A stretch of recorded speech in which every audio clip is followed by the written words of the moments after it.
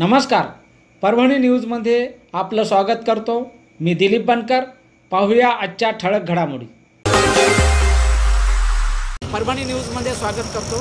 आज आपण वसमत रोडवर या गोपालचारी उद्यानाच्या समोर आलेलो आहोत। या ठिकाणी ज्ञानेश्वर कराळे राहणार पळरी वैजनाथ या ठिकाणी हे शेतकरी आपले फळं घेऊन या ठिकाणी आलेले आहेत। त्यांनी कर्नाटक राज्यामधून हे अननसाचं फळ या ठिकाणी विक्रीसाठी आणलेलं आहे आणि हे अत्यंत गुणकारी असं फळ असून या साफ होणे, त्याच्यानंतर पचनक्रिया व्यवस्थित होणे आणि उष्णता कमी होणे या अशा पद्धतीचं आयुर्वेदाचे हे काम करत असतं। अननस आज आपण बघत आहात, हे अननस फळ या वसमत रोडवर असलेल्या गोपालचारी उद्यानाच्या समोर या शेतकऱ्यानं विक्रीसाठी आणलेलं आहे।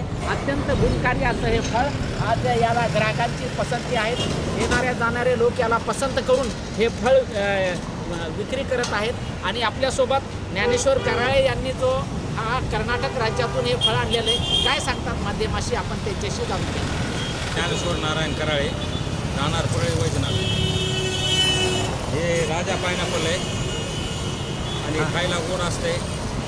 दुसरी गोष्ट पचनक्रिया वाढवते, शरीरातली उष्णता कमी करते। अशा अनेक कारणामुळे चांगलं असते। लहान लेकरापासून वयस्कर माणसापर्यंत कुणीही खाल्लं तरी काही फरक पडत नाही, त्याचे इफेक्ट काही नाही।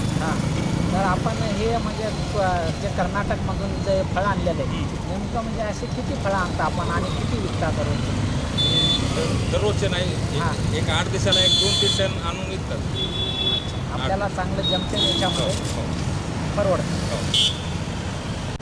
अननस फळ विक्रीसाठी जे कर्नाटक राज्यातून आलेलं आहे असं हे गुणकारी फळ या कराळे या व्यापाऱ्याने या ठिकाणी विक्री जवळपास वर्षातून 2-3 वेळेस ते असे फळं या ठिकाणी 2-3 क्विंटल असे फळं आणतात आणि जे लोकांच्या सेवेसाठी ठेवत असतात।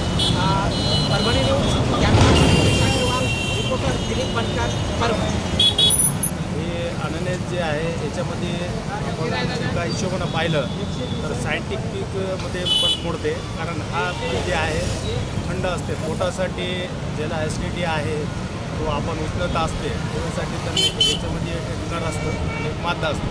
नरमध्ये थोडं त्याचं कडू पण असते, पण जी मादा असते एकदम गोड असते आणि हे आपण खाल्ल्यानं किंवा लहान लेकराला पण आपण देऊ शकतो। याला काय वयाचं आहे आणि त्याच्यामध्ये मान्सून त्याच्यात काय हे नसतं, फरक नसतं, कारण सगळ्यांनी लहान मुलं असो किंवा मोठे असो त्यांनी खाऊ शकतात। ते आपण प्रत्येक सीझनमध्ये येतात, तर जास्त तर आता हे कर्नाटकमधून आलेले आहे, तर ह्यांचं हे जे आताचं सीझन आहे ते त्यांचे ते स्टॉल टाकलेले आहे रोडवर स्टॉल, त्या हिशोबानं आता आम्हाला आवडलं ते घेतो।